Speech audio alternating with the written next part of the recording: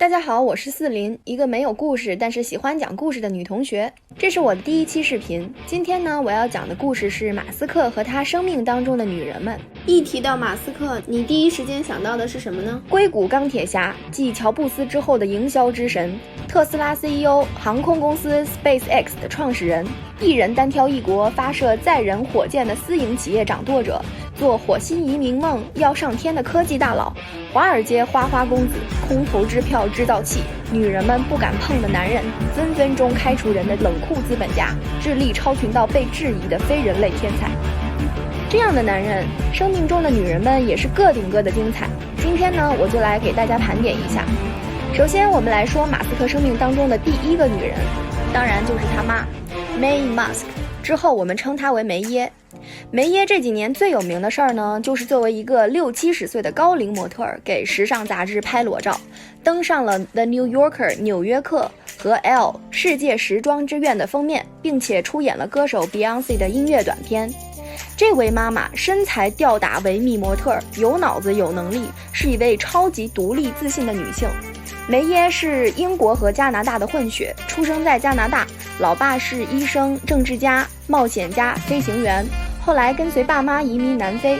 梅耶虽然长得很好看，但是她是一个绝对的理科生，数学和科学的成绩都特别好。在15岁的时候呢，被发掘成为了模特，20岁被选为南非小姐，妥妥的白富美。俗话说人生如戏，一个白富美精彩的一生怎么能少了渣男呢？梅耶有一个大学同学 Elon Musk， 也就是马斯克的老爸，疯狂地追求梅耶，从来没有停止过求婚。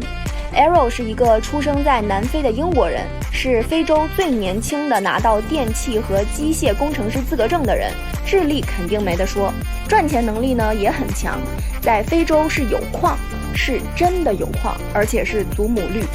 Elon 自己也通过咨询服务生意和房地产赚得盆满钵满，什么赛马啦、游艇啦、房产啦、私人飞机啦，该有的都有了，妥妥的上层阶级。马斯克老爸的渣主要在他老妈梅耶生了孩子跑不了了以后体现出来。Elon 经常对梅耶进行精神虐待，甚至是在公开场合直接说梅耶长得很丑、很蠢、很无聊，自己呢多么有钱。如果梅耶敢离开自己，除了一个子儿都得不到以外， Elon 还会让他过得很惨。家暴这种事儿，在当时的南非，一个绝对男权至上的社会并不少见，而且女性被家暴了以后呢，也只会沉默，而且还会觉得自己很羞愧。马斯克就是在这种环境下成长起来的，在他5岁的时候，看见自己妈妈被打，还上去踢了他爸的膝盖。1980年，31岁的梅耶终于忍无可忍，跟渣男 Elon 离婚了。渣男践行了自己的渣，真的让梅耶净身出户，1分钱都没有给他留下。从此以后呢，梅耶再也没有结过婚，变成了一个坚定的不婚主义者。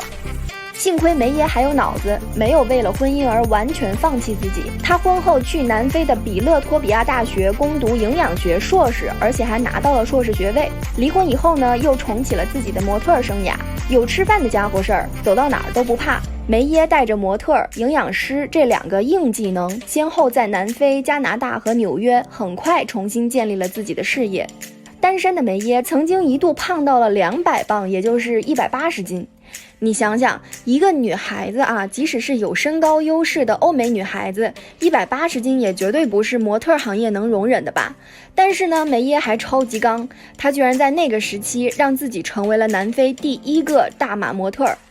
即使放到今天，打破模特界的有色眼镜也是一件特别难的事儿。要知道2018年的时候，维密的母公司 L Brands 的高管还特别表示过，维密内衣要的就是给人以美好的幻想，是绝对不会启用大码模特的。但是后来呢，迫于舆论压力，在2019年，维密才首次大胆启用了大码模特。再来说说梅耶是怎么当妈的。梅耶教育马斯克在内的3个孩子的原则呢，就是放养，自己去闯，你想干嘛就干嘛，我不拦着，充分发挥你自己的天赋。比如说，马斯克在12岁的时候就已经对代码特别感兴趣了，他独立设计并开发了一款叫做 Blaster 炸弹的游戏。梅耶知道了以后呢，就鼓励天才儿童马斯克自己投稿，把源代码发表到了南非的一本技术刊物上面。马斯克还因此赚了人生的第一笔稿费$500，而这本杂志直到要付稿费的时候，才知道马斯克原来是一个12岁的小屁孩。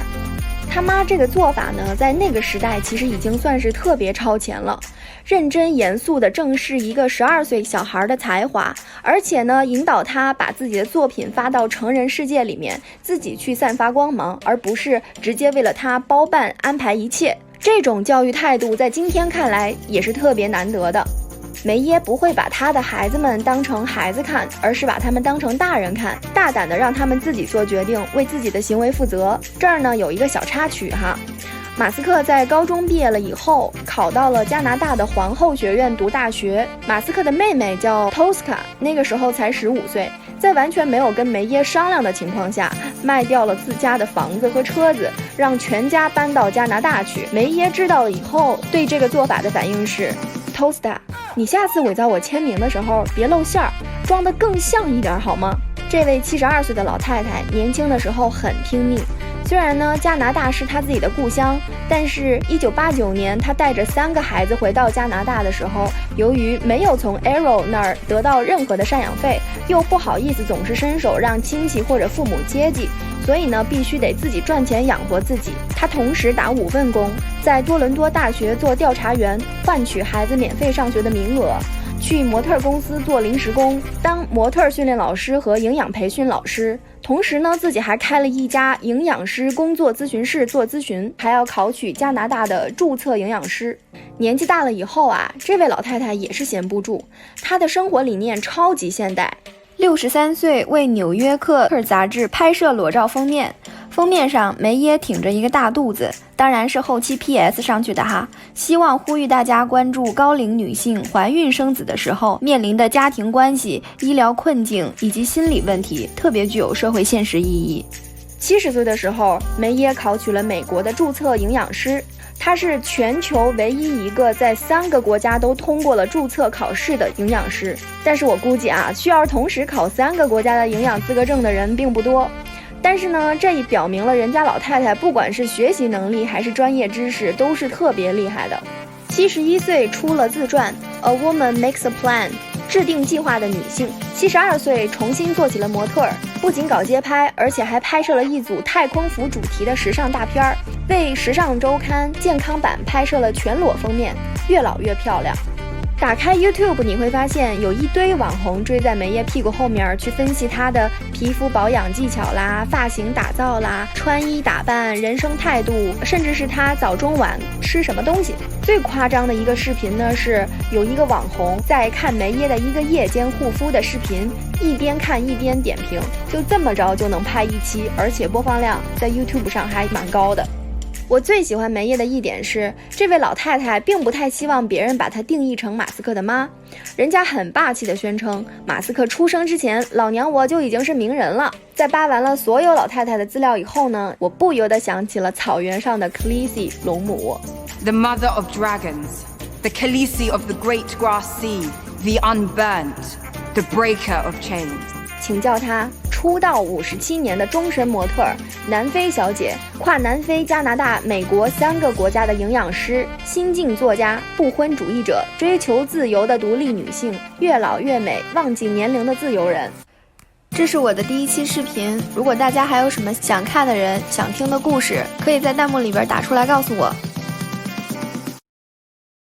接下来呢，我会把马斯克的第1任老婆、第2任老婆，还有他的现任女友都分别做一期视频。如果你对马斯克和他的女人们很感兴趣，别忘记收看哦。最后别忘了点个3连哦。拜拜。